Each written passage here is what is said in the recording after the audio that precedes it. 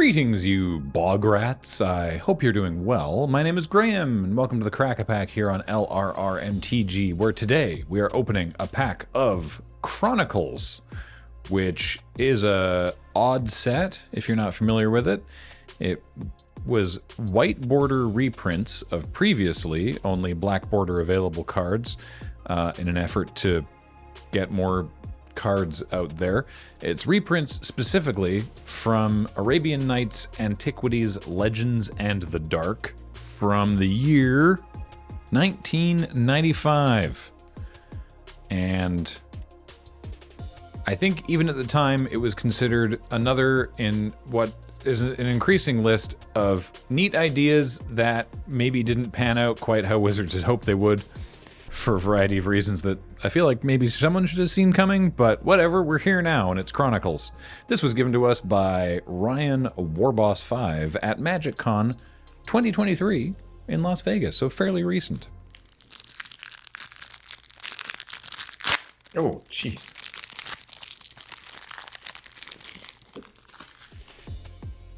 I have a soft spot for Chronicles because it's some of the earliest packs I ever got, and they didn't feel great then, but here we are. Now, how are these ordered? Because there's no rarity symbols. So, I don't know, I'm just going to go through them in the order that they are presented to me here, which means we begin with Puppet Master. Blue, blue, blue for a creature enchantment. If target creature is put into the graveyard, return it to its owner's hand, and for blue, blue, blue, return Puppet Master to its owner's hand. Use this ability only when the creature Puppet Master enchants returns to its owner's hand. So, you enchant a creature, presumably one of your own. Then if that creature dies, not is exiled or bounced, but if it dies, you return that creature to your hand, and if you have 3 blue up, you can also, in that instance only, return Puppet Master to your hand. It will not shock you to learn I've never seen this card before in my human life. It's a neat idea that I don't think's worth 3 blue mana, but cool. Okay. It's a shame we can't have a creature called Puppet Master now. Craw Giant. That's right. 3 green, green, green, green. Woof. 7 mana for a 6/4 giant with Trample and Rampage 2 with no explanation on the card. I have become very used to reminder text.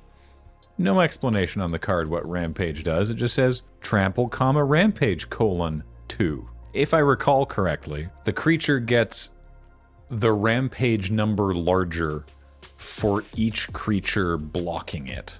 So in this case, if one creature blocked it, it would get +2/+2. Incorrect. Dinger. For each creature blocking it beyond the first. Beyond the first. It only punishes multi-blocks. So if one creature blocks it, nothing happens. If you block it with a 4/4, you'll take 2 trample damage and they'll trade. But if you block it with a 2/2 and a 2/2, then the Craw Giant becomes an 8/6 and rumbles over both those creatures. So don't do that. Yeah, okay, good tip. I won't do that. Shimeon Night Stalker. Not to be confused with Simeon Night Stalker, which isn't a card. Simeon Spirit Guide is a card. And yet no Shimeon Spirit Guide. There's design space there. I don't know what a Shimeon is, but the card says Summon Night Stalker, so I guess that's the more important part. Is this creature a Night Stalker, but they're like a Shimeon variety, or is that an adjective that I'm just not familiar with? Like, is that one I could use and be like, that's a Shimeon bus driving down the street? It is still a Night Stalker, by the way. Really? That has not been, although it is a Night Stalker, one word. I was gonna say, because they don't like, except for Time Lord, they tend to not do 2 words as one subtype. Maybe it's actually just a shimmying Night Stalker, like he shimmies. Shimmy, shimmy. Check out that Shimeon Night Stalker. What does this card do? It's a 4/4 for 3 black, black, And for a black and tap, redirect to Shimmyian Night Stalker all damage dealt to you by any attacking creature. The source of the damage does not change. With flavor text from Hamlet? When churchyards yawn and hell itself breathes out, contagion to this world. I forgot they used to do that. Huh. It's still a Night Stalker. That's fascinating to me. How many other Night Stalkers are there? 12. That's more than I expected. Okay. Huh. I like they've been printed before and after the change, so there's Night Stalker 2 words and Night Stalker 1 word printed on cards. Huh. Okay. Most of the Night Stalkers are from Portal, interestingly. Although there are a few from other sets, but weird. There's a bunch in Portal. All right. We'll see if they make a triumphant return. Wall of Vapor is next. I recognize this one. 3 and a blue for a 0/1 wall. Damage dealt to Wall of Vapor by creatures it blocks is reduced to 0. So it just blocks real well. Blocks incredibly well, actually. Walls of a castle are made of stone. Walls of a house out of bricks or of wood. My walls are stronger, made out of magic alone, stronger than any that ever have stood, says Chrysoberyl, Earth's daughter, in her incantations. Says Neat. The great Elder Lich, Dr. Seuss.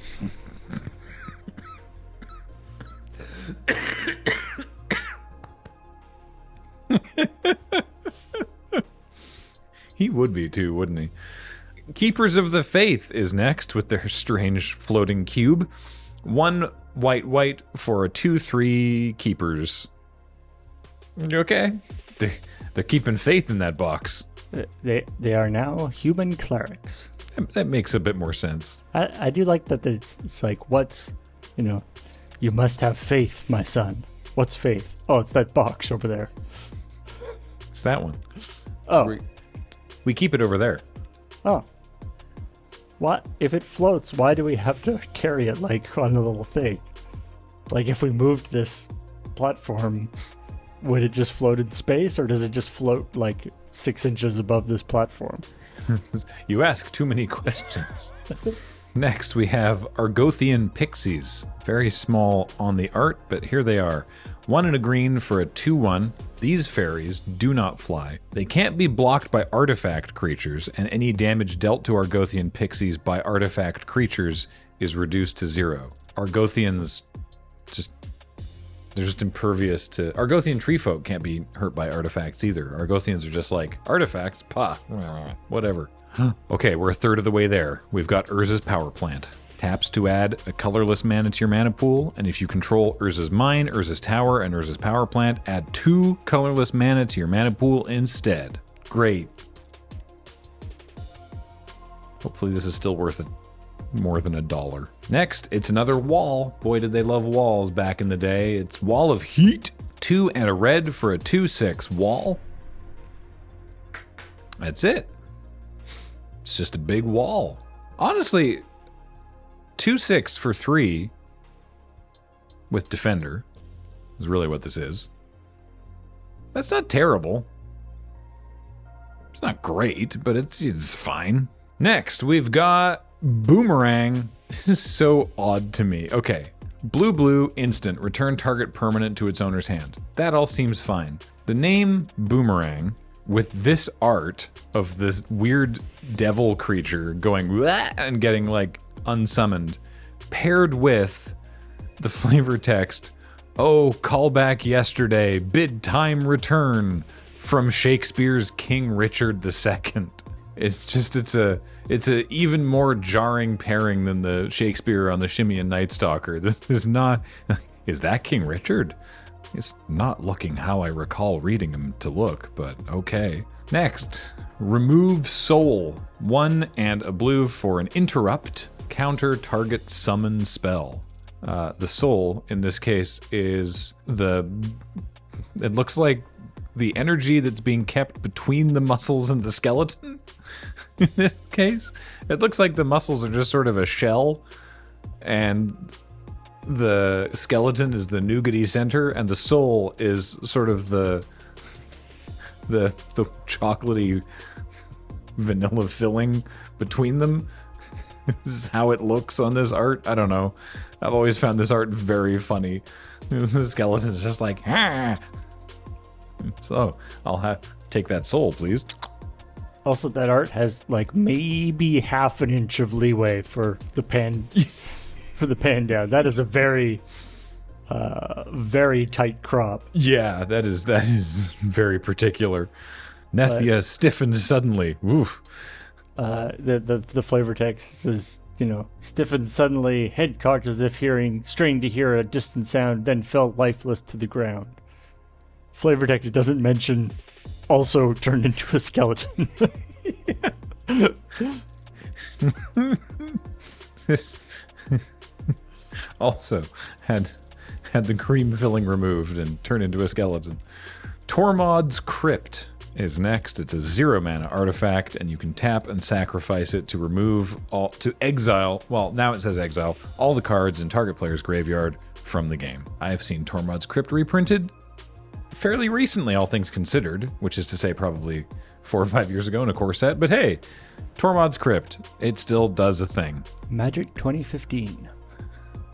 Wow. All right. That's okay. That's a year or two further than I thought, but still. Was also in Mystery Boosters. Oh, all right. And finally, it's the Fly. Transmutation. 1 and a black for an instant. Until end of turn, switch target creature's power and toughness. Effects that alter power alter toughness instead, and vice versa. You know what I was, you see what I am. Change me, says Randall Jarrell, the woman at the Washington Zoo? What is this referencing? What is the woman at the Washington Zoo? That's so much weirder than Shakespeare. As a note, effects that alter power, alter toughness instead, and vice versa, has been removed from this card. Probably because that was unnecessary rules text, right? Like, I think it still does that. It always did that. Yeah, but because of how layers work, yeah. Power and toughness switching happens after everything anyway. Right. So, like, it should be reminder text at most. Yeah. But instead, on this one, they put it as rules text. And so in a tidying phase, they probably removed that as rules text because it's just part of the rules of the game, not specific to this card. This weird card. The Woman at the Washington Zoo was a poem written by Randall Jarrell while working in D.C. as a poetry consultant, set at the National Zoo in Rock Creek Park, and concerns a woman comparing herself to animals, exploring her self-identity. I expect that Randall Jarrell was not compensated for the inclusion of her prose on this Magic card, which is also just a weird thing to pick from. Okay, sure. Hey, so there's no rares in the Chronicles packs, so this whole pack is, it's only 12 cards, but it's still a fairly disappointing $1.65. Urza's Power Plant, not even half of $1, 49 cents for the power plant. What's up, Tron players? I thought this is what you wanted. You probably want nicer versions of it. I'm trying to remember if in any sort of convention degeneracy I have had opportunity to draft Chronicles, and I don't think I have, because it's really not meant to be. I suppose were I to do that, I would take... I think I might take Shimmy and Night Stalker, because a 4/4 for 5 that can just tank a bunch of damage actually seems pretty cool. Much better than a 2/1 that can't fly. Both the blue cards are interaction. I'll take the Night Stalker, why not? Or the Night Stalker. One word. The Night Stalker that is a Night Stalker. Sure. Hey, thanks, Ryan, Warboss 5, for this pack of Chronicles. I appreciate it. If you want to send us a pack via the mail, you can do that at the address on your screen. Or, like Ryan, you can give it to us at a convention if you see us at MagicCon. Until next time, I have been Graham, joined by Paul, and Matt edits these and Heather gets them online, and you watch them and or support us and everything that we do here at Loading Ready Run at patreon.com/loadingreadyrun, and we appreciate you doing it. Thanks everybody for watching. See you next time.